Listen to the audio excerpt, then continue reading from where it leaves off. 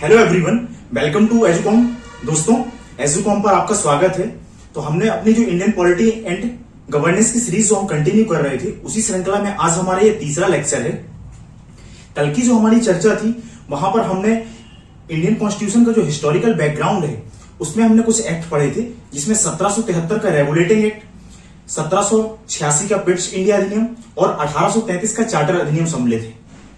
उसके बाद हम आज पढ़ने जा रहे हैं। तो देखिए, यहां पर मैं आपको थोड़ी सा फिर से एक बार बताना चाहूंगा कि भारतीय संविधान की जो ऐतिहासिक पृष्ठभूमि है, उसके अंतर्गत हम ईस्ट इंडिया कंपनी के भारत आने के बाद से उसको रेगुलेट करने के लिए 1773 का जो रेगुलेटिंग एक्ट है, उससे लेकर भारत स्वतंत्रता अधिनियम तक जो भी महत्वपूर्ण अधिनियमों में जो पॉलिटी के दृष्टिकोण से जो इंपॉर्टेंट प्रोविजंस थे, जिनकी कहीं ना कहीं जिन्होंने एक प्रकार से भारतीय संविधान की पूर्व पीठिका का भी निर्माण किया, तो हम उनके बारे में विस्तार से पढ़ते हैं, उनके मुख्य मुख्य जो प्रोविजन है वो पढ़ते हैं।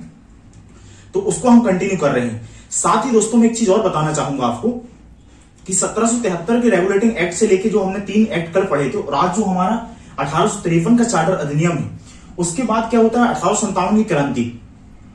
और 1857 की क्रांति के बाद ब्रिटिशर्स को कहीं ना कहीं एहसास हो गया था कि अगर भारत में दीर्घ अवधि तक सुचारू रूप से शासन चलाना है, तो यहाँ के लोगों की भागीदारी भी प्रशासन में, राजनीति में होना आवश्यक है। तो यहाँ के बाद से जो आप एक्ट देखेंगे, एक तो 1858 का भारत शासन अधिनियम, और इसके बाद के जो 3 प्रमुख एक्ट हैं, जैसे भारत जो जिन्हें भारत परिषद अधिनियम के तौर पे जाना जाता है, वो 1861 का भारत परिषद अधिनियम, 1892 का भारत परिषद अधिनियम और 1909 का इंडियन काउंसिल एक्ट। तो इनके बारे में हम यहाँ पर देखेंगे। आप यहाँ पर लगातार देखेंगे कि भारतीयों की भागीदारी प्रशासन में धीरे धीरे प्रशासन में बढ़ती जा रही है। और ये 3 एक्ट, इसके बाद जो है 1919 का भारत शासन अधिनियम, 1935 का भारत शासन अधिनियम, और उसके बाद 1947 के पहले जो 1947 के समय भारतीय स्वतंत्रता अधिनियम आया था, तो उस समय वह एक अधिनियम। तो ये हमको इंपॉर्टेंट अधिनियम पढ़ने हैं, टोटल 11 हैं। जो चलिए हम अपन जो है, मैंने पहले से तैयार कर दी है, चूंकि पहले से मैंने यहाँ पर लिखकर तैयार कर दिया, ताकि हम कम समय में ज्यादा चीजें डिलीवर कर सकें। चलिए हम स्टार्ट करते हैं।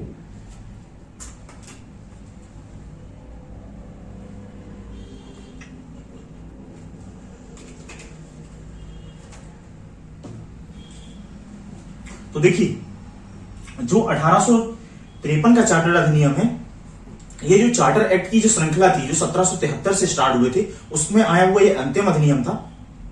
और संवैधानिक विकास के दृष्टिकोण से इस अधिनियम का काफी महत्व था। अब इसके इंपॉर्टेंट प्रोविजंस क्या थे? इसमें जो दोस्तों पहला प्रोविजन था, हमने 1833 के चार्टर एक्ट में देखा था कि जो बंगाल का गवर्नर जनरल था, उसे भारत का गवर्नर जनरल कहा जाने लगा था। तो उसकी जो वहां पर जो परिषद थी, उसकी परिषद में क्या है, 6 नए विधान पार्षद जोड़े गए थे। और ये जो विधान पार्षद 6 नए जो जोड़े गए थे, इन्हें विधायिकार दिया गया, और इस प्रकार केंद्रीय विधान परिषद का निर्माण हुआ। इस एक्ट के द्वारा जो है विधायी और जो प्रशासनिक कार्य थे, वो अलग अलग कर दिए गए थे। और जो ये जो परिषद थी, केंद्रीय विधान परिषद, इसमें वही प्रक्रियाएं अपनाई जाती थी जो कि ब्रिटिश संसद में अपनाई जाती थी। तो इसने क्या है, भारत में जो है स्मॉल पार्लियामेंट के तौर पे काम किया, इसलिए इसका जो है संवैधानिक विकास के दृष्टिकोण से काफी महत्व है। और बाद में आप देखेंगे ये जो परिषद है, इसमें धीरे धीरे अलग अलग एक्ट में मेंबर्स की संख्या बढ़ाई जाती रहती है। दूसरा दोस्तों, जो इसका इंपॉर्टेंट एक प्रोविजन था, उसमें यह था कि जो सिविल सेवाएं थी, उनके लिए खुली प्रतिस्पर्धा जो है ओपन कर दी गई थी। 1833 का चार्टर एक्ट था, उसमें भी हमने यह देखा था। लेकिन वहां पर क्या था कि जो बोर्ड ऑफ गवर्निंग थी, जो कंपनी की जो गवर्निंग बॉडी थी, उसके विरोध के कारण उसे इंप्लीमेंट नहीं किया जा सका था। तो इसमें खुली प्रतिस्पर्धा शुरू की गई, और प्रक्रिया किस प्रकार से संचालित की जाएगी, किस प्रकार से इसको धीरे धीरे आगे बढ़ाया जाएगा, उसके लिए 1853 में जो है मैकाले समिति की नियुक्ति की गई थी। इसके बाद दोस्तों, कंपनी के जो अलग अलग अधिनियम के द्वारा कंपनी के शासन को यहाँ पर विस्तार दिया जा रहा था, तो उसे फिर से यहाँ बढ़ा दिया गया था। लेकिन यह लगभग अब स्पष्ट हो चुका था कि ब्रिटिश सरकार जो है अब प्रत्यक्ष तौर पर भारत का शासन अपने हाथों में ले सकती है किसी भी समय। इसका जो चौथा इंपॉर्टेंट प्रोविजन था दोस्तों, तो जो अलग अलग जो हमारी यहाँ पर प्रेसिडेंसियां थी, उनके गवर्नर थे, जैसे बंगाल है, मुंबई है, मद्रास है, और उसके जो आगरा की प्रांतीय सरकार थी, उनके जो नुमाइंदगी थे, उनको भी अब जो है गवर्नर जनरल की जो परिषद थी, उसमें स्थान दिया गया था। यह जो इंपॉर्टेंट इसके 4 प्रोविजन थे। इसके बाद जो है 1857 की क्रांति होती है दोस्तों। उसके बाद 1858 का अधिनियम आता है, और यहां से जो है अब कंपनी का शासन यहां समाप्त हो जाता है, और ब्रिटिश सरकार का, ब्रिटिश क्राउन का सीधा नियंत्रण भारत के शासन पर, या भारत जो ब्रिटिश भारत है उस पर स्थापित हो जाता है। तो इसके अगर हम इंपॉर्टेंट प्रोविजंस की बात करें, तो देखिए इसमें क्या था कि जो भारत में पहले गवर्नर जनरल था उसे अब जो है वायसराय कहा जाने लगा था, और जो है वो भारत में जो प्रशासन का प्रमुख बन गया था, और वो एक प्रकार से ब्रिटिश जो राजा या रानी थी या जो ब्रिटिश साम्राज्य था उसका प्रतिनिधि तौर पे यहाँ कार्य कर रहा था। दूसरा जो दोस्तों जो वैध शासन प्रणाली इस अधिनियम में है, वैध शासन प्रणाली में क्या था, हमने 1786 का पिट्स इंडिया अधिनियम था, उसमें जो बीओडी से अलग एक बीओसी एक निकाय बनाया गया था, बोर्ड ऑफ कंट्रोलर। तो उन दोनों को board of governor, board of controller और बोर्ड ऑफ डायरेक्टर जो है अब उन दोनों को समाप्त कर दिया गया था, क्योंकि कंपनी की भूमिका समाप्त हो चुकी थी। उसके अलावा यहाँ पर एक नए पद का है, जो नए पद का एक सृजन किया गया, भारत सचिव, जो कि ब्रिटिश कैबिनेट का सदस्य होता था और भारत के जितने भी कार्य थे उनके लिए वो रिस्पॉन्सिबल था वहां पर। और उसके सदस्य, उसकी सहायता के लिए 15 सदस्यीय कार्यकारिणी परिषद का भी गठन किया गया था। और इसका आखिरी प्रोविजन था कि ये जो कार्यकारिणी परिषद का गठन किया गया था, ये जो परिषद बनाई गई थी वो भारत सचिव की कार्य की सहायता के लिए बनाई गई थी, और यह जो है एक निगमित निकाय के तौर पर इसने कार्य किया। अर्थात ये जो निकाय था, इसके ऊपर अगर कोई असंतुष्ट है तो इसके खिलाफ जो है ब्रिटेन में मुकदमा दर्ज कर सकता है, और यह भी किसी के खिलाफ मुकदमा दर्ज करवा सकती है। तो इनको आप मैंने BDS 15C लिख दिया है, अर्थात यहाँ वायसराय, D से द्वैध शासन, S से हो गया आपका भारत सचिव, और 15 है 15 सदस्यीय कार्यकारिणी और C कारपोरेट निकाय। तो आप इससे शॉर्ट में याद भी कर सकते हैं। इसके बाद क्या होता है, जैसे कि मैंने भी आपको बताया कि इसके बाद भारत काउंसिल एक्ट की सीरीज आती है।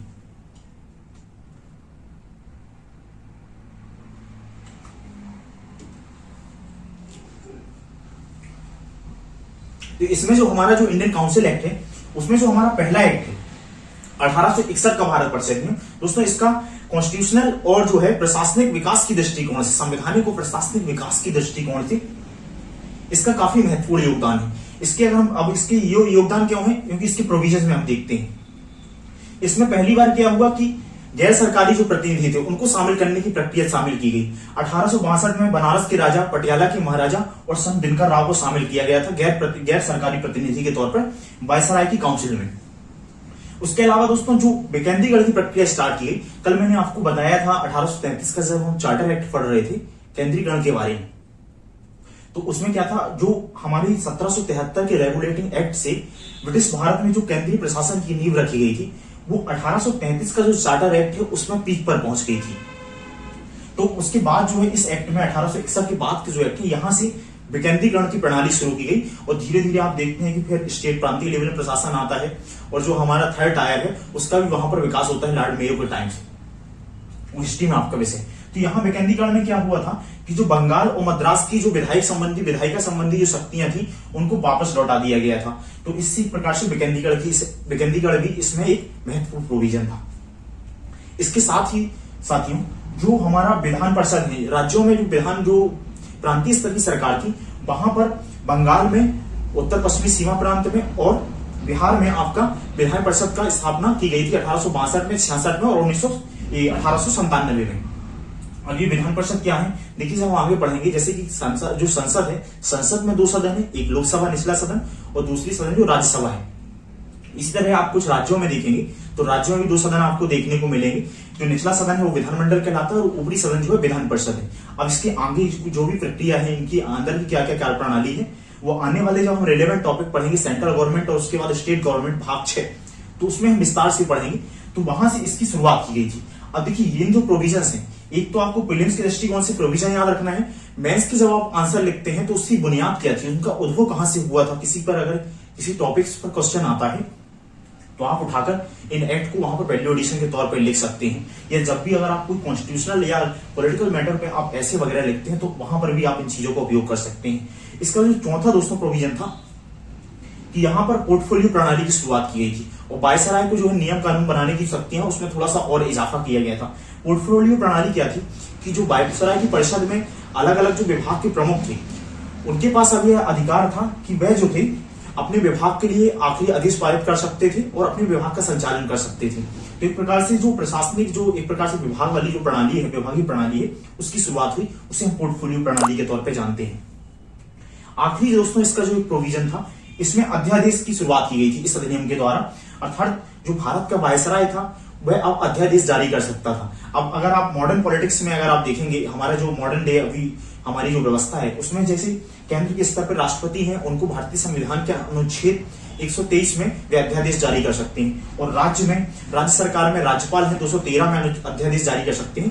हालांकि वे जो अध्यादेश है वो मंत्रिपरिषद की सलाह से ही जारी करते हैं, लेकिन यहाँ पर मंत्रिपरिषद की सलाह की बाध्यता नहीं थी अध्यादेश जारी करने में, क्योंकि एक प्रकार से उस समय तानाशाही सरकार थी और वह ब्रिटिश हितों को प्रोटेक्ट कर रही थी। एक प्रकार का पुलिस स्टेट था, ब्रिटिश हितों को प्रोटेक्ट कर रही थी।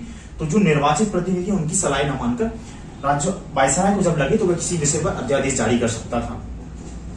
इसके बाद का दोस्तों जो हमारा 1892 का भारत परिषद अधिनियम है, यह जो प्रक्रिया है उसमें आप देखते हैं इसमें भी क्या था कि जो गैर सरकारी जो प्रतिनिधि थे उनको बढ़ाने के लिए, चाहे वो केंद्रीय स्तर पे वायसराय हो या राज्यों के स्तर पे जो राज्यपाल हो, उनको जो है अधिकार और मिल गए थे। लेकिन अभी भी जो बहुमत बना रहा केंद्रीय विधान परिषद में और प्रांतीय स्तर में, वो सरकारी सदस्यों का ही बना रहा। तो वहां पर जन शासन वाली अभी कोई भावना उत्पन्न नहीं हुई थी। और इसके पीछे की एक और पूर्व पीठिका क्या है, 1892 का परिषद अधिनियम।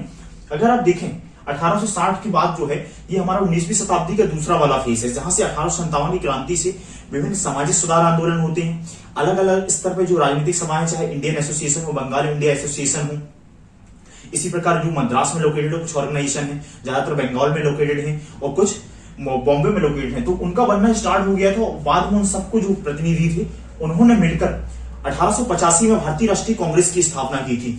तो जो हमारे गरम दल के नेता थे उनका यह विश्वास था शुरुआत में कि अगर वो लोकतांत्रिक प्रक्रिया का अनुसरण करके ब्रिटिशर से अपनी मांगे रखेंगे, जैसे याचिका करना, दलील देना या शांतिपूर्ण धरना प्रदर्शन, तो इन सब चीजों की अगर बात करेंगे, इन तरीके के लोकतांत्रिक तरीकों का अनुसरण करेंगे, तो ब्रिटिशर्स जो है हमारे यहाँ भी जो ब्रिटेन में सिस्टम है, डेमोक्रेटिक सिस्टम है, उसको अलाउ करेंगे। तो एक प्रकार से उनको दिया हुआ ये लॉलीपॉप था, लेकिन इसमें जो सदस्य की संख्या बढ़ाई गई थी वो बहुत कम थी केंद्रीय विधान परिषद में। और इसके बीच में यहां से स्टार्ट किए थे, उसके बीच में जो सदस्य चुने गए थे वो बहुत ही एलिट वर्ग के लोग जो थे, राजा महाराजा या ऐसे लोग थे। जन सरोकार से जुड़ने वाले लोगों को अभी यहाँ पर प्रतिनिधित्व नहीं मिला था। दूसरा दोस्तों यहाँ पर बजट की प्रणाली है। भारत में जो आधुनिक बजट प्रक्रिया है वो 1860 में स्टार्ट हुई थी। तो बजट पर बहस करने की और प्रश्न पूछने का अधिकार भी इस अधिनियम के द्वारा दे दिया गया था। यानी कि आप देखिए यहाँ से कि जो मॉडर्न हमारे यहाँ संसदीय प्रशासन प्रणाली है या जो प्रणाली है वो यहाँ से धीरे धीरे स्टार्ट हो रही है अधिनियमों के थ्रू या इनके माध्यम से। और यहाँ पर दोस्तों जो वायसराय था और प्रांत के स्तर पर गवर्नर और वहां केंद्रीय स्तर पर वायसराय, उनको क्या है कि अब सरकारी जो गैर सरकारी प्रतिनिधि थे उनको चुनने के लिए वो उनको और अधिकार मिल गए थे। वो अब और लोग दोस्तों जो 1909 का भारत परिषद अधिनियम है, इसे मार्लियामेंटो रिफॉर्म्स के तौर पर भी जाना जाता है, क्योंकि इसमें कुछ ऐसे प्रोविजन थे जो भारतीय प्रशासनिक संवैधानिक दृष्टिकोण से रिफॉर्म की भूमिका निभा रहे थे। उसको हम प्रावधानों में देखेंगे। तो देखिए इसका जो पहला प्रोविजन था दोस्तों, जो केंद्रीय और प्रांतीय विधान परिषद थी, दोनों में सदस्यों की संख्या में अच्छी खासी बढ़ोतरी की गई थी। केंद्रीय विधान परिषद में सदस्यों की संख्या 16 से बढ़ाकर 60 कर दी गई थी और प्रांतीय जो परिषद थी वहां पर संख्या अलग अलग थी। दूसरा इसका एक प्रोविजन था कि जो केंद्रीय प्रांतीय विधान परिषद थी, केंद्रीय स्तर पर जो बहुमत था अभी भी सरकारी सदस्यों का बना रहा, लेकिन प्रांतों के स्तर पर जो है वहां पर गैर सरकारी सदस्यों की बहुमत की अनुमति दी गई थी। इसके अलावा दोस्तों इसमें एक जो बहुत ही ऐसा प्रावधान था जो सांप्रदायिक प्रतिनिधित्व का। अब सांप्रदायिक निर्वाचन या सांप्रदायिक प्रतिनिधित्व से क्या से है, देखिए जो मुस्लिम प्रतिनिधि थे तो मुस्लिम प्रतिनिधि का चुनाव जो है मुस्लिम मतदाता ही कर सकते थे। तो ब्रिटिशर्स की जो नीति थी 1857 के बाद हम देखते हैं कि मुस्लिमों को यह एहसास हो गया था कि अगर भारत में हिंदू मुस्लिम एकजुट रहेंगे तो उनको शासन प्रशासन चलाने में जो है बहुत ही दिक्कत का सामना करना पड़ सकता है, क्योंकि जब भी एकजुट होंगे तो 1857 जैसी क्रांति घटना दूसरी घटना घटित हो सकती है। तो उसके बाद से उन्होंने वहां पर है मुस्लिम तुष्टीकरण की नीति चालू कर दी और इस फूट डालो राज करो की नीति जैसे हम कहते हैं कि आपस में फूट डालो हिंदू मुसलमानों के बीच में। उसके बाद इसलिए हम बहुत सारे दंगे भी देखते हैं, बाद में हम उसकी विभाजन एक त्रासदी के तौर पर विभाजन देखते हैं, उसके पहले बहुत सारे दंगे देखते हैं। तो उनकी नीति का यहाँ पर उन्होंने लीगलाइज एक फॉर्म से लीगल तो जो सामाजिक जो विभाजन उन्होंने क्रिएट किया था उसको उन्होंने कानूनी रूप दे दिया यहाँ पर सामुदायिक निर्वाचन का प्रावधान करके। और बाद में जो कांग्रेस के द्वारा जो 1916 का लखनऊ अधिवेशन होता है उसमें कांग्रेस के द्वारा इस प्रावधान को स्वीकार कर लेना वह भी उनकी एक स्वीकृति बन जाती है। मतलब वो उस समय दोनों को हालांकि एकजुट करने के प्रयास से जोड़ा गया था लखनऊ अधिवेशन में कि चलो मुस्लिम लीग भी साथ में आंदोलन करेगी, लेकिन इससे क्या है भारत में कहीं ना कहीं विभाजन की नींव रखता है प्रावधान। तो एक प्रावधान यह किया गया था प्रतिनिधित्व के स्तर में वर्गीय प्रतिनिधित्व को फिर से बढ़ाया गया। देखिए अगर किसी भी समाज में कहीं पर शासन करना है तो समाज का जो प्रभुत्वशाली वर्ग है चाहे वहां पर जैसे उस समय क्या था, जो जमींदार थे, जमींदारों का जो संगठन था, जमींदारी एसोसिएशन वगैरह, या बंगाल चैंबर्स ऑफ कॉमर्स या चैंबर्स ऑफ कॉमर्स के जो मेंबर्स थे, या और भी यूनिवर्सिटी के प्रमुख वगैरह थे, तो उनके प्रतिनिधित्व के लिए भी अब जो वायसराय है और राज्यों में जो गवर्नर है उनको और शक्तियां मिल गई थी। क्योंकि देखिए, कोई भी क्रांति होती है, कोई भी आंदोलन होता है, विद्रोह होता है, कुछ भी होता है, तो वहां पर जो जमीनी स्तर पे जो लोग हैं, जो जनसंख्या के बॉटम है, ये संघर्ष करते हैं। और जो मिडिल क्लास होता है हमेशा, या उनमें से ऐसा नहीं कि जो बॉटम के लोग बस ही हमेशा संघर्ष करेंगे, उनमें से भी लोग उठ के लोग आते हैं नेतृत्व देने के लिए। तो जो मिडिल क्लास का हमेशा इंटेलेक्चुअल तबका होता है, या समाज का जो प्रभुत्वशाली वर्ग होता है, वो उनको एक प्रकार से दिशा निर्देश देता है, या उनकी जो है समाज के जो निचले तबके के लोग होते हैं उन पर एक अच्छी पकड़ होती है। तो इसलिए उनको जो है यहाँ पर उन्होंने अपने साथ जो है गैर सरकारी प्रतिनिधि तौर पे उनको और अधिकार यहाँ पर मिल गए थे, ताकि समाज के जो वर्चस्वशाली वर्ग है उनको अपने पास अपने पाले में रखा जा सके। इसके बाद दोस्तों, जो विधान परिषद है, वहां पर प्रणाली, जो सस्ती प्रणाली, उसको थोड़ा सा और विस्तार किया गया। इसमें अब अनुपूरक प्रश्न भी पूछे जा सकते थे। अनुपूरक प्रश्न जैसे कि मैंने आपको ही बताया कि जो अगर आप पार्लियामेंट की अभी हालिया डिबेट देखेंगे, पार्लियामेंट का जब भी सदन होता है, तो वहां पर क्या होते हैं कि संबंधित जो सदस्य हैं, जो किसी विषय पर संबंधित मंत्रीगण जो हैं, उनसे सवाल पूछते हैं और फिर मंत्रीगण उनका जवाब देते हैं। तो कई बार ये होता है कि सदस्य जो किसी प्रश्न से अगर असंतुष्ट है तो उसके ऊपर दोबारा प्रश्न पूछ सकते हैं। तो यहाँ पर यह प्रणाली इसकी शुरुआत हुई थी।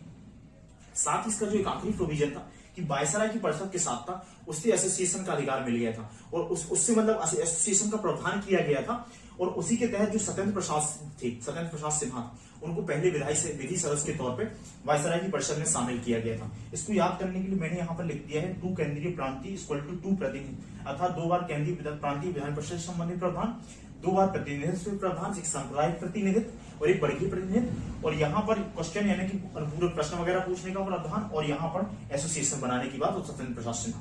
तो आप इससे चीजें इसको इस तरीके से याद रख सकते हैं। साथ ही दोस्तों,